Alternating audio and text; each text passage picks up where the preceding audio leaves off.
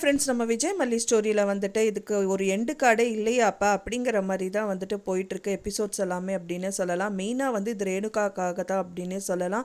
ரேணுகா இப்போ வந்து எபிசோட்ஸில் வந்துட்டு இருக்கறனால பார்க்குற எல்லாருக்குமே கடுப்பாகுது.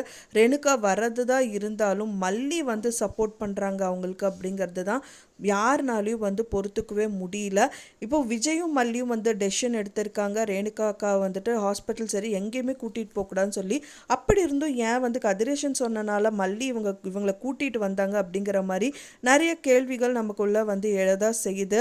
என்னதான் கூட்டிகிட்டு வந்தாலும் அவங்க வந்து ப்ராப்பராக இருக்க மாட்டாங்கங்கிறது எல்லாருக்குமே தெரியும். இன்னொன்று, மல்லியை வந்து கண்டிப்பாக மல்லி கதிரேஷனை வீட்டுக்குள்ளே என்ட்ரியே கொடுக்கக்கூடாதுன்னு சொல்லியிருந்தா அட்லீஸ்ட் இவங்களோட லைஃபாவது கொஞ்சம் ஸ்மூத்தாக இருந்து என்ன ஒரு 2-3 நாள் கஷ்டப்படுவாங்க. அவங்க இல்லைன்னு சொல்லி அவரும் அந்த ரேணுகாக்காவை பார்த்தீங்களான்னு சொல்லி இவங்களும் ஏதாவது ஒரு விஷயம் கேட்டுட்டு பண்ணிட்டு தான் இருப்பாங்க. ஆனால் வெண்பா குட்டி வரைக்கும் பொறுத்த வரைக்கும் வந்து பார்த்தீங்கன்னா மல்லி அம்மா விஜய் அப்பா இருக்காரு, விஜய் டாடா இருக்காரு. ஸோ அதனாலே நம்ம சந்தோஷமாக இருக்கலாம். அந்த குழந்தையோட லைஃபாவது நல்லா இருந்திருக்கும். ஆனால் இவங்க கதிரேஷனை திரும்பவும் அவங்க வீட்டுக்கு வர சொல்கிறது, அப்புறம் தென் கதிரேஷன் வந்ததுக்கப்புறம் விஜய்கிட்டே சொல்லாமல் ரேணுகாவை வந்து இப்போ டாக்டர்கிட்ட கூட்டிகிட்டு போகிறதுங்கிற மாதிரி நிறைய விஷயங்கள் பண்ண தான் செய்கிறாங்க. கடைசியில் அங்கேயும் செக் பாயிண்ட் கொடுக்குற மாதிரி தான் இந்த சுடரும் பண்ணி வச்சுருக்காங்க அப்படின்னே சொல்லலாம். ஏன்னா டாக்டரையே தன்னோட கைக்குள்ளே போட்டு வச்சுருக்காங்க இந்த சுடர் அப்படின்னே சொல்லலாம். ஏன்னா வந்து ஒரு விஷயம் நடக்குது அங்கே. என்னன்னு பார்த்தீங்கன்னா, அவரும் கையை வந்துட்டு தம்ஸ்அப் காமிக்கிறாரு, இவங்களும் காமிக்கிறாங்க. கண்டிப்பாக வந்துட்டு அவங்களுக்குள்ளே ஏதோ பேசி வச்சுருப்பாங்க அப்படின்னு தான் எதிர்பார்க்கப்படுது. ஒரு சமயம் வந்து பார்த்தீங்க அப்படின்னா அவங்க காசு கொடுத்து ஏதாவது ஒரு விஷயங்களில் வந்து அவரை வந்து பொய்யா சொல்ல வைக்கிறதா கூட இருக்கலாம்.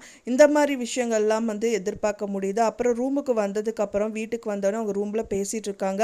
ஸோ அவளும் வந்து நல்லா இருக்க மாட்டேங்கிறா, நம்மளையும் நல்லா இருக்க விட மாட்டேங்கிற அந்த மல்லிங்கிற மாதிரி புலம்புறாங்க. அப்புறம் ஒரு சீட்டை எடுத்து கையில் வச்சு பார்த்துட்ருக்காங்க. ஸோ என்னதான் இவங்க வந்து நம்மளுக்கு எபிசோட்ஸில் வந்து காமிக்க போகிறாங்க அப்படிங்கிறது தான் பெரிய ட்விஸ்டாக இருக்கு.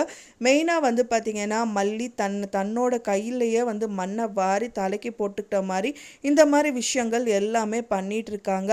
ஸோ விஜயும் வந்து மல்லி இந்த டயத்தில் என்ன சொன்னாலும் கேட்டிருப்பாங்க.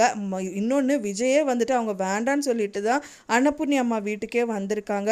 ஸோ அப்படி இருக்கும்போது வந்து பார்த்திங்கன்னா இவங்க எதுக்கு வந்து அவங்கள தாங்கணும் அப்படிங்கிற மாதிரி தான் வந்து எல்லாருனாலையும் யோசிக்க தோணுது. ஏன்னா வந்து ட்விஸ்ட்டு மேலே ட்விஸ்ட்டாக தான் கொடுத்துட்ருக்காங்க. அந்த சுடரும் சாதாரண பர்சன் கிடையாது. அவங்க சொத்தை வந்து சுருட்டணும் அப்படிங்கிற ஒரே ஒரு நோக்கத்தோடையே தான் அங்கே உட்காந்துட்ருக்காங்க.